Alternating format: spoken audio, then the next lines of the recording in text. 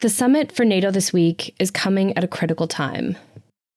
It's the 75th anniversary of the military alliance, and countries are increasingly worried about spending targets and growing uncertainty over the international order. My friends, we must be clear-eyed about the current state of global affairs. The long peace after the Second World War is over. We're living in an increasingly dangerous, unstable, and complex world. A lot of the focus of this summit has been on Ukraine, more than 2 years into the war. But make no mistake, Ukraine can and will stop Putin. Especially with our full collective support. They have our full support. But that support comes at a cost. NATO members are supposed to spend 2% of their GDP on defense. Canada has not met that target, and the government is facing pressure for not having a solid plan to get to 2%. Adrian Morrow is a US correspondent with The Globe. Today, he's on the show to talk about the significance of this year's NATO summit and what's at stake for Canada. I'm Rachel Levy-McLaughlin, and this is The Decibel from The Globe and Mail.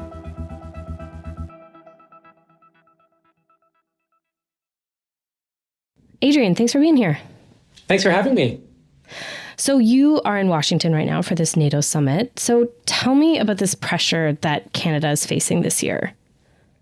So about 10 years ago, all the members of NATO at a summit in Wales agreed that all of them would pay at least 2% of their GDP into military spending. And this had always sort of been the target or the benchmark for military spending in the alliance. But that was sort of the first time that there was a commitment made by all the members to meet it. Since that time, most NATO members have gotten to that threshold. Canada has not. And there's been sort of fairly persistent talk over the last number of years about Canada being one of NATO's laggards. And earlier this year, the Canadian government put out a future sort of defense spending plan that goes out to 2030. And it does contain a rise in defense spending as a proportion of GDP. But even with that increase, it only gets to about 1.76% of GDP. So even in its sort of long-term planning, Canada has not mapped out a path to get to this 2%. Obviously, this is something that other alliance members are not happy about. It's been a political issue in the United States. And so Canada is expected to face pressure at the summit over the fact that it hasn't reached that level. My understanding is that the Americans have raised this in previous conversations behind closed doors with the Canadians.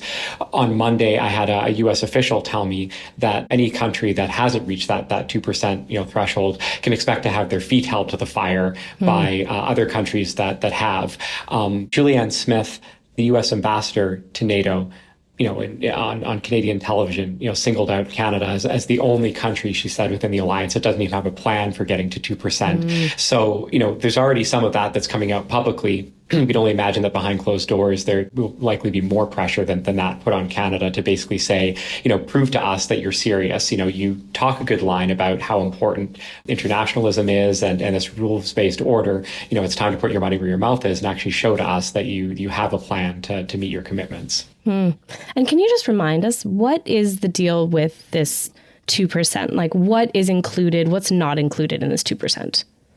It's basically just all military spending. So sometimes there's this kind of misconception that Donald Trump pushes that alliance members are sort of pouring all this money into some huge NATO pot. And there is some funding like that for NATO, but the commitment is more about how much individual spending each of these countries is making, with the thinking that the more troops that you can field or the more, tanks or planes or ships that you've got in your military, the more likely you are to be able to deter threats and or contribute in the event that a NATO member gets attacked and the other NATO members have to send forces to help them. So that's the idea, basically, that this military spending is everything from this physical size of your force or how many people that you've got in the Army and Navy and Air Force, along with equipment and hardware. So what kind of weapon systems you've got, how many tanks and LRVs and battleships and all of that you're spending money on. Right. So even if Canada were to let's say, get some new fighter jets or get some new submarines just for us, that would count towards that NATO spending. But also if, we're giving military equipment to Ukraine, that would also count, that kind of thing. Yeah, that's correct. That's right. So routine military spending in terms of hiring more soldiers or more fighter pilots or things like that, as well as, yes, if Canada were to decide we're going to donate a bunch of our equipment to Ukraine, and then we're going to replace it by spending, X amount of money to buy our own equipment to sort of further down the line replace that equipment that we've then sent to Ukraine, that would also count towards this commitment. So why doesn't Canada spend that 2%? Like, why isn't defense spending a bigger priority in Canada? Yeah, I think it is just this sense of there are competing priorities for the Canadian government, and defense spending is not necessarily as popular, as high of a priority among the voters that the Liberal Party depends on, or that a lot of parties depend on to win elections. It's very interesting that you look at the alliance members and kind of where they're at. In the United States, they do a lot of their government spending and their sort of wealth redistribution programs are actually done through the military-industrial complex and through having these big military procurement contracts that sustain all these jobs, throughout the U.S. And there's this kind of cultural thing in the U.S. about having a big, powerful military and how important that is. And so for them, it's sort of obvious why they're able to sell military spending to their constituencies, because it creates a lot of jobs in the U.S. and it's part of their self-image. There are other countries such as Poland is one of the top, proportionally spends a large amount of its GDP on defense. And you can see why that is too, because they're a country that borders Ukraine that historically has had a lot to fear from Russia for obvious reasons. And so they clearly feel as a government that this is an important priority. And I'm sure a lot of their voters in Poland feel like this is very necessary to spend this amount of money to have these kind of military capabilities because they might get attacked. Whereas in Canada, we're probably feeling a little safer over here, surrounded by 3 oceans and world's largest military. Yeah, I think that's it. Being next to the United States, sort of feeling that, well, we've got NORAD in place. So the one major potential threat from Russia is missiles being sent over the Arctic. And we've had this system in place for decades that's supposed to deal with that. So maybe Canadians feel a bit more secure. And these sort of things seem a little bit more abstract and remote. And it's not as much of a part of our culture, I don't think, as it is in the United States, that we have to have this really powerful military and that's kind of the source of our strength. You mentioned NORAD. Can you just remind us what NORAD is? Yeah, it's a joint missile defense system that Canada and the U.S. run. It's a holdover from the Cold War and essentially is designed to intercept missiles being shot towards the United States or Canada. The main purpose of it is the Arctic and this thinking that, if there were ever an attack from Russia on the United States, they would most likely shoot ballistic missiles over the Arctic, over Canadian territory. So we have this whole sort of air defense system to discover if there's a threat, if somebody's firing a missile or sending a fighter plane, or there's any sort of unidentified flying object coming over the Arctic that can then, either shoot missiles or dispatch fighter planes to go intercept it. So what are the consequences for Canada not hitting that 2% target? I suppose in sort of a broader policy sense, that the potential consequence is that every bit to which a NATO member country isn't pulling its weight or isn't putting the money into it that it's supposed to, the argument would be that it creates less deterrence, and that if NATO is all based on deterring hostile countries from attacking, the more robust all of these countries are in having defense spending, the greater the deterrence is. I think on an immediate level, there's the potential of damaging Canada's relationship with the United States and with some of these other countries, that they're less likely to trust Canada. Politically, countries not paying what they've committed to pay on defense spending, I think plays into the hands of Donald Trump and other populists who basically say, while the United States is carrying NATO, these other countries not paying their fair share, they're basically freeloading off of us. And so therefore, what's the point of NATO? And or should we put pressure on these other countries? You've already had John Bolton, Trump's former national security advisor, who said that he thinks that Trump will pull the U.S. out of NATO and then would use this as a reason to do it. Maybe that's a nightmare scenario, but that's the kind of thing that's certainly out there in a potential consequence. And then I guess on maybe a more sort of moral level, Canada is one of these countries that has talked a good line about defending Ukraine, has talked a good line about how important having a rules-based international order is. And so if Canada's not willing to do one of the things that is a signal of support for this international order, I think it does look bad on Canada. And it does suggest that there's a gap between what our aspirations or what our rhetoric is as Canadians and maybe what the reality is of being willing to back that up. So is Canada alone here? How many NATO countries are hitting that 2% threshold? So 23 NATO countries are on track to hit the 2% target this year out of 32. So it means that Canada is not entirely alone. There are a handful of other countries that are not meeting that target. What seems to have set Canada aside in recent months is that Canada has not put out a concrete plan for getting to the 2%. There was a whole big picture master plan that Bill Blair, the defense minister, put out in the spring for where Canada's defense spending is going to go over the next 5 years. And even under that plan, the country does not get to 2% of GDP. It gets to about 1.76. And I think that's part of what's forcing the conversation now, is that not only does Canada not reach that target, but according to Biden's NATO ambassador, it's the only one of those countries that hasn't actually put forward a plan for how to get there. Bill Blair has said a few things about how he's going to do a bunch of procurement, going to buy a bunch more military hardware in the next few years, and that he thinks that is ultimately going to get Canada over the 2% mark. But it's not entirely clear that that's the case. Anita Anand, the Treasury Board president, has sort of poured cold water on that idea and said, you can't really book the money until you've actually done the procurement. So even though there seems to be an aspiration to get to 2%, and Bill Blair has said that he's confident that Canada will, there isn't a hard and fast plan for doing that. And I think that's what is driving this at the moment, that on top of the US already wanting Canada to get there, Canada has not presented a plan for how it's going to happen. We'll be right back.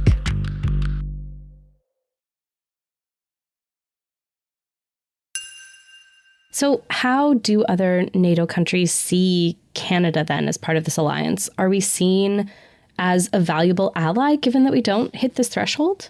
So Canada has done a very good job from the point of view of NATO in backing Ukraine rhetorically. And on top of that, Canada has given military aid directly to Ukraine, not in the same per capita proportion as the US has, but it has helped out Ukraine. The Trudeau government will talk a lot about, leading a NATO mission in Latvia meant to deter more Russian aggression, sort of on the eastern flank of NATO. And of course, Canada helps maintain NORAD along with the United States. So Canada is viewed positively in a lot of these ways in being a team player on these fronts. But there's this caveat that it would be really good if Canada could really show its commitment by getting up to 2%. You mentioned Canada's support for Ukraine, and that has been one of the big concerns at NATO this year. So how are we doing on that front? How much has Canada sort of contributed to the war effort? The numbers from the Canadian government is about $4 billion in military assistance that Canada has given to Ukraine since the start of Russia's full-scale invasion in 2022. That compares to, depending on what you count, in the U.S., the number is either 107 billion or 175 billion. 107 billion being the aid directly sent to Ukraine, and the 175 billion also including things that the U.S. is doing in order to bolster its work in and around the region. But either one of those metrics, you think the U.S. economy is about 10 times the size of Canada's. If Canada was meeting the U.S. per capita in how much we were sending to Ukraine, you would probably come up with a figure somewhere between $10 and $17 billion as opposed to about $4 billion. And I remember one time very early during the Russian full-scale invasion, covering a meeting between Lloyd Austin, the U.S. Defense Secretary, and Anita Anand, who is then the Canadian Defense Minister, where the U.S. was talking about this multi-billion-dollar package that they were trying to get through the U.S. Congress to send aid to Ukraine, and Canada had committed 4 howitzers, and it just sort of showed this disparity in the two countries, approaches and abilities, basically, that this is what Canada sort of has on hand to give to Ukraine. So the Canadian government, to be fair to them, has been helpful to Ukraine and has certainly been had a lot of moral clarity on the issue of Russia being an aggressor, but has not gotten to the same level as our closest ally in putting our money where our mouths are. And I mean, Canada has sort of provided more than that $4 billion in financial assistance to Ukraine, including aid and things. I think it's like $12.4 billion plus the $4 billion in military assistance. So that maybe does get us closer, but it's maybe not equal with a per capita as the U.S.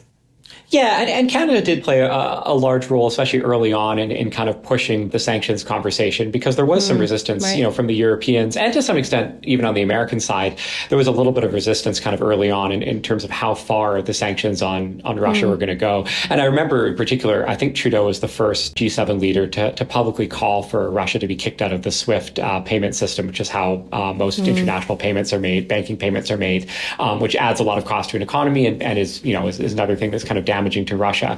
That was something that a lot of people were calling for as a way of punishing Russia, and Trudeau was the first G7 leader to sort of publicly push for it, and then eventually the rest of the G7 agreed with him, and they went ahead and made that happen. So there are a lot of other ways that Canada has certainly been helpful.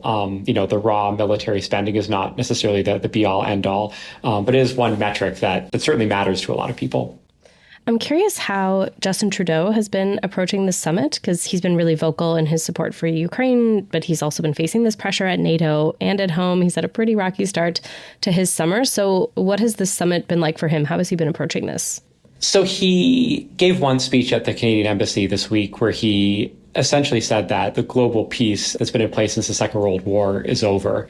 So his headspace seems to be that he feels that there are significant problems and dangers that NATO has to confront. The danger that he personally seems to feel he has to confront in the near term is the possibility of Donald Trump coming back to office. And of course, if you ask the Canadians on the record, they will be very careful about how they frame their relationship with Donald Trump. But when you talk to them in candid conversations, they'll say that it was terrible.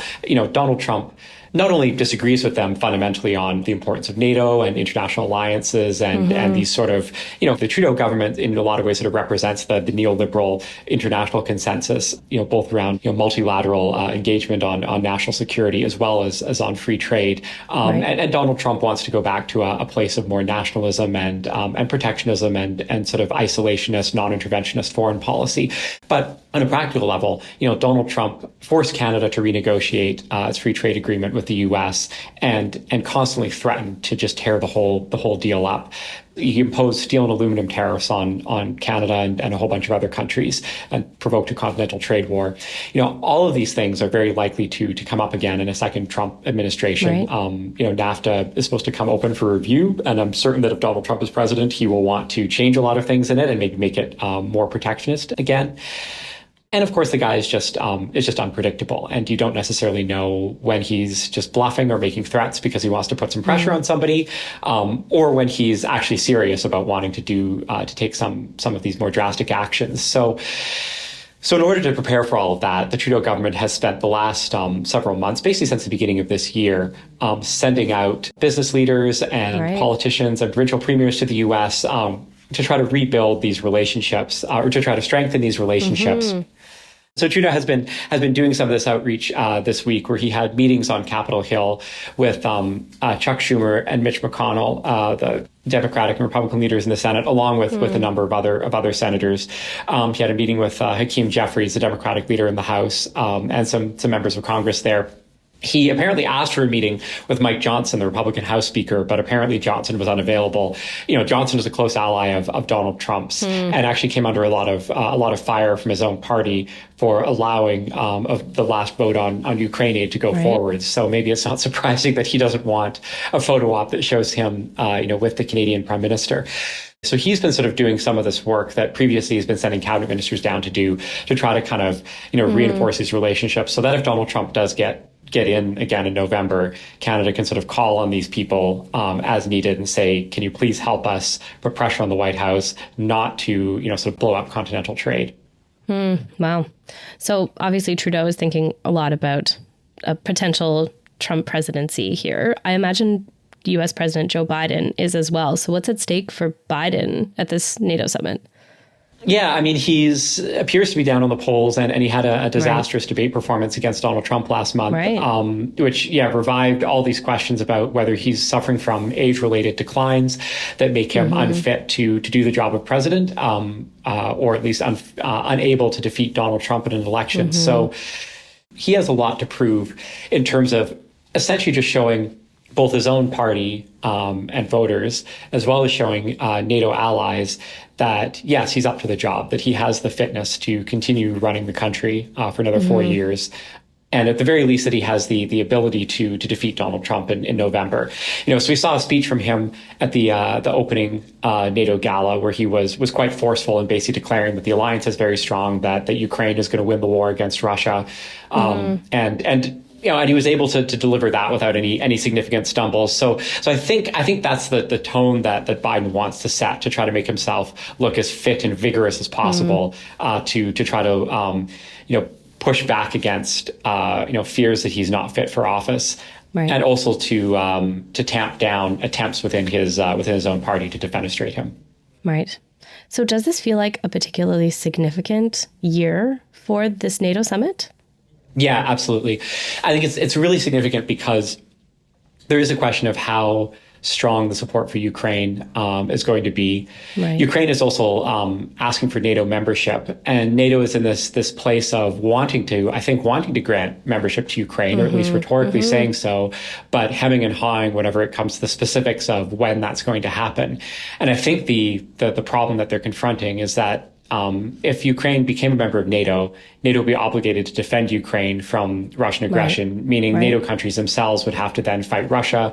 And there's this fear that in the absolute worst case scenario, it would provoke Vladimir Putin to use a nuclear weapon, and it would just sort of escalate the conflict. And so they're in this kind of awkward place of wanting to support Ukraine, but not wanting to support Ukraine by sending their own troops to fight against Russia. And so I think that's, so that whole issue is on the table. There's a meeting with Volodymyr Zelensky the Ukrainian president is already in Washington at the moment. There's a meeting between him and NATO leaders on Thursday that all of that is going to come up. So I think Ukraine is sort of the number one topic for discussion, and that makes the summit very significant. And then number two, of course, is the possibility of Donald Trump getting back into office, and these questions over Joe Biden, his viability as a candidate to defeat Donald Trump. Trump this time around is having people vetted to try to ensure that anybody he puts in place who becomes president is going to be a nationalist and a non-interventionist type like him, and is going to want to push his agenda forward. So I think there's much more, probably much more concern among NATO members about Donald Trump getting back in than there was the last time around. Right. Adrian, thank you so much for talking us through all this today. Thanks for having me.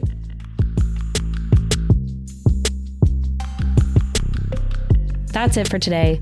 I'm Rachel Levy-McLaughlin. Our producers are Madeline White and Michal Stein. David Crosby edits the show. Adrian Chung is our senior producer, and Matt Freiner is our managing editor. Thanks so much for listening, and we'll talk to you soon.